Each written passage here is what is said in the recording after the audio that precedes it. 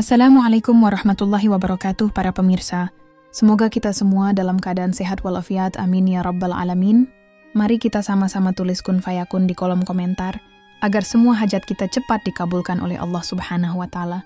Fikri adalah seorang pemuda berusia 25 tahun, tinggi sekitar 172 cm, dengan rambut hitam yang selalu ditata rapi. Ia sering mengenakan jaket denim biru pudar, kaos hitam, dan celana jeans sobek untuk menonjolkan gaya kasualnya. Meski berasal dari keluarga religius, Fikri merasa bahwa dunia lebih menarik daripada ibadah. Rutinitasnya penuh dengan aktivitas duniawi.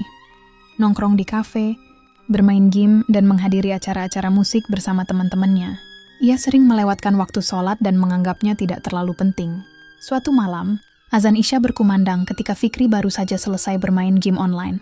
Ibunya memanggil dari ruang tamu, "Fikri, ayo sholat dulu." Namun, Fikri menjawab dengan santai, "Nanti aja Bu, masih capek." Ia mengambil jaketnya dan keluar rumah tanpa memikirkan permintaan ibunya. Ia lebih memilih bertemu teman-temannya di kafe, meskipun hatinya sesekali merasa bersalah karena menunda ibadah. Fikri mengendarai mobil hatchback kecilnya, dengan musik pop diputar keras melalui speaker. Ia menyetir dengan santai, sambil sesekali memeriksa pesan dari teman-temannya yang sudah menunggunya di kafe. Jalanan malam itu cukup sepi, hanya ada beberapa kendaraan yang melintas. Fikri sesekali tersenyum sendiri ketika mengingat lelucon yang dibuat temannya di grup obrolan. Sesampainya di kafe, Fikri disambut oleh teman-temannya yang sudah menempati meja dekat jendela. Ia memesan kopi latte favoritnya dan mulai bercanda dengan mereka. Malam itu penuh tawa, tetapi di dalam hatinya, Fikri merasa ada sesuatu yang hilang. Ketika ia melihat jam di ponselnya, ia sadar bahwa waktu sudah menunjukkan pukul 9 malam, tetapi ia tetap tidak tergerak untuk sholat. Fikri akhirnya meninggalkan kafe sekitar pukul 11 malam. Dalam perjalanan pulang, ia merasa sangat mengantuk tetapi memaksakan diri untuk terus menyetir. Ia memutar musik lebih keras untuk mengusir kantuk. Namun beberapa kilometer sebelum sampai rumah, ia kehilangan kendali mobilnya karena menghindari seekor kucing yang tiba-tiba melintas. Mobilnya terguling ke sisi jalan, dan semuanya menjadi gelap. Setelah kecelakaan, Fikri merasakan tubuhnya menjadi ringan, seolah-olah ia melayang. Ia melihat dirinya sendiri terbaring di dalam mobil yang hancur, darah mengalir dari dahinya. Namun sebelum sempat memahami apa yang terjadi, ia tiba-tiba tersedot ke dalam kegelapan yang pekat. Tempat itu sunyi, dingin, dan membuatnya merasa sangat kecil. Fikri mencoba memanggil nama ibunya, tetapi suaranya tidak keluar. Dalam kegelapan itu, tiba-tiba muncul sosok terang bercahaya putih yang sangat besar. Fikri gemetar ketakutan ketika sosok itu, yang tampak seperti malaikat, bertanya dengan suara yang dalam dan menggelegar, "Apa yang telah kau lakukan dengan hidupmu?" Fikri hanya bisa menangis, mengingat semua dosa yang pernah ia lakukan. Ia mencoba berbicara, tetapi lidahnya keluh. Malaikat mengangkat tangannya, dan seketika layar besar muncul di hadapan Fikri. Ia melihat dirinya sendiri sejak kecil, dari bermain-main hingga mulai melupakan sholat saat remaja. Ia juga melihat dampak dari dosa-dosanya terhadap orang lain, seperti kebohongan kecil yang membuat orang lain terluka atau sikapnya yang acuh terhadap orang tua. Semua itu ditampilkan seperti film, dan Fikri merasa malu sekaligus takut. Setelah catatan hidupnya selesai, Fikri ditarik menuju tempat yang penuh dengan api menyala-nyala. Ia mendengar jeritan manusia yang meminta tolong, tetapi tidak ada yang peduli. Panasnya begitu nyata hingga Fikri merasa seolah-olah tubuhnya terbakar. Malaikat berkata, "Inilah tempat bagi mereka yang mengabaikan perintah Allah." Fikri memohon ampun sambil menangis histeris. "Berikan aku kesempatan kedua. Aku akan berubah." Malaikat menatap Fikri dengan penuh kewibawaan dan berkata, "Kau masih diberi kesempatan untuk kembali. Jika engkau hidup lagi, apa yang akan kau lakukan?"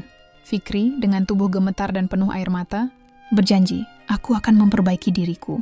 Aku akan menjadi manusia yang lebih baik dan menjalankan perintahmu." Setelah itu, Fikri merasa tubuhnya ditarik kembali, dan kegelapan perlahan menghilang. Setelah 3 hari koma di rumah sakit, Fikri akhirnya sadar. Matanya perlahan membuka, dan ia langsung mendengar suara ibunya yang bergetar, penuh haru. Tubuhnya terasa lemah, dan ia melihat dirinya terbaring dengan perban di kepala dan beberapa alat medis terpasang. Air mata langsung mengalir dari matanya tanpa ia sadari, mengingat semua yang ia alami di alam barzakh.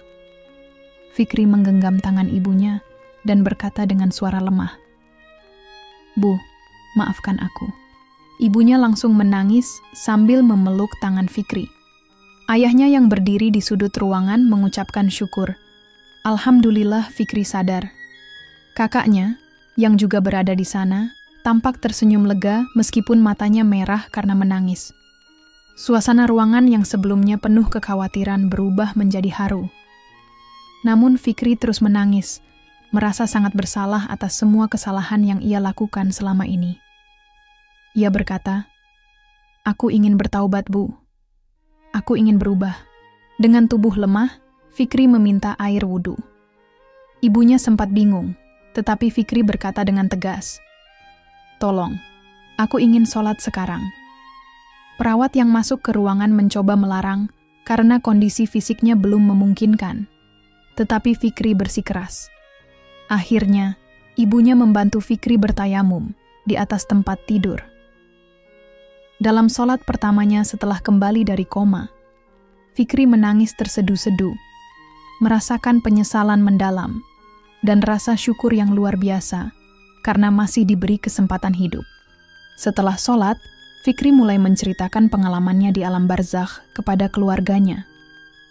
Ia menggambarkan bagaimana kegelapan menyelimuti dirinya, bagaimana ia melihat dosa-dosanya, dan bagaimana gambaran neraka yang ia saksikan membuatnya sangat takut. Semua orang di ruangan itu terdiam, mendengarkan dengan penuh perhatian. Ibunya menangis, sementara ayahnya menundukkan kepala dalam doa. Kakaknya berkata pelan, "Allah benar-benar memberimu kesempatan kedua, Fikri." Fikri mengungkapkan tekadnya untuk memulai hidup baru.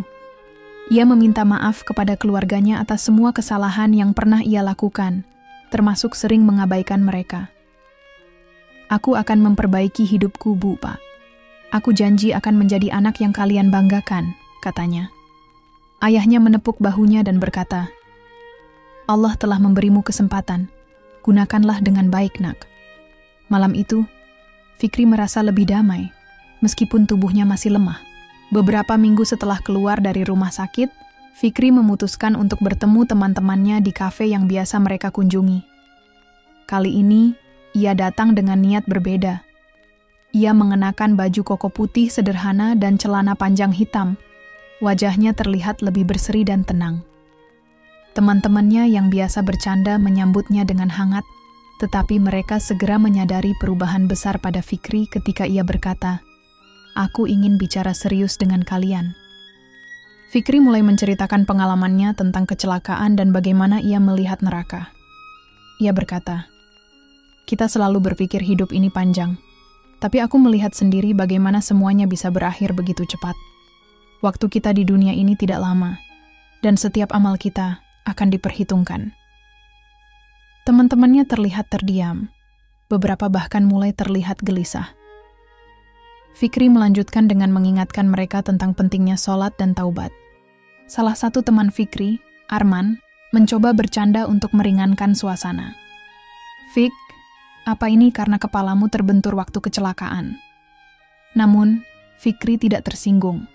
Ia hanya tersenyum dan menjawab, "Arman, aku serius. Aku harap kamu dan kita semua bisa mulai memperbaiki diri. Aku nggak mau kalian mengalami apa yang aku lihat." Teman lainnya, Rian, akhirnya berkata pelan, "Fik, aku rasa kamu benar. Aku juga sudah lama nggak sholat." Fikri melanjutkan dengan mengatakan, "Kita nggak pernah tahu kapan kita akan dipanggil. Tapi selama kita masih hidup, Allah masih membuka pintu taubat. Yang penting adalah memulai sekarang, sekecil apapun itu." Ia menceritakan bagaimana ia merasa diberi kesempatan kedua untuk memperbaiki hidupnya, dan ingin menggunakan waktu itu untuk berbuat lebih banyak kebaikan. Percakapan itu diakhiri dengan suasana yang sangat emosional. Beberapa teman Fikri terlihat menyeka air mata, sementara yang lain mengangguk pelan, tanda mereka mulai memahami apa yang Fikri sampaikan. Fikri berkata, "Aku hanya ingin kita semua bisa selamat. Dunia ini sementara, tapi akhirat selamanya." Malam itu, beberapa temannya memutuskan untuk ikut Fikri sholat berjamaah di masjid terdekat. Bagi Fikri, itu adalah awal yang baik untuk perubahan mereka semua. Fikri mulai menjalani kehidupannya dengan semangat baru. Setiap pagi, ia bangun sebelum subuh, mengenakan baju koko putih bersih dan sarung hijau polos, lalu berjalan ke masjid untuk sholat berjamaah. Di masjid, beberapa orang mulai memperhatikan perubahan Fikri. Salah seorang tetangganya, Pak Usman, bahkan berkata, "Subhanallah, Nak Fikri sekarang rajin sekali ke masjid." Fikri hanya tersenyum sambil berkata, "Alhamdulillah, Pak. Saya hanya ingin memperbaiki diri." Di rumah, perubahan Fikri juga terasa. Ia mulai membantu ibunya memasak, menyapu halaman, dan memastikan keluarganya sholat berjamaah bersama. Ibunya tidak bisa menyembunyikan rasa harunya. Suatu sore, Fikri berbicara kepada keluarganya. "Bu, Pak, aku ingin lebih banyak berbagi dengan orang-orang yang membutuhkan. Apa kita bisa mulai menyisihkan sedikit untuk bersedekah?" Keluarganya mendukung penuh niat baiknya. Fikri mulai rutin menyantuni anak-anak yatim di desanya. Suatu hari, ia mengunjungi sebuah panti asuhan dengan membawa makanan dan pakaian. Anak-anak menyambutnya dengan senyum lebar. Fikri duduk bersama mereka, mendengarkan cerita-cerita mereka, dan memberikan motivasi. "Adik-adik, jangan pernah berhenti berharap kepada Allah. Doa kalian adalah kekuatan terbesar yang kalian miliki," katanya sambil membagikan hadiah. Fikri merasa bahwa anak muda sepertinya sering melupakan pentingnya agama. Ia mulai mengadakan pengajian kecil di masjid, khusus untuk pemuda di desanya. Dalam setiap pertemuan, ia menceritakan pengalaman spiritualnya dan mengajak mereka untuk berubah. Suatu malam, ia berkata, "Aku pernah melihat neraka, dan itu bukan tempat yang ingin kita tuju. Tapi Allah itu Maha Pengasih, selalu membuka pintu taubat bagi siapa saja yang mau kembali." Perubahan Fikri menjadi inspirasi besar bagi banyak orang di lingkungannya. Teman-temannya yang dulu suka nongkrong mulai rajin sholat dan ikut dalam kegiatan sosial. Fikri juga memulai proyek pembangunan masjid kecil di desanya dengan dana yang ia kumpulkan dari hasil sedekah. Saat peletakan batu pertama, ia berkata, "Semoga masjid ini menjadi tempat yang membawa kita semua lebih dekat kepada Allah."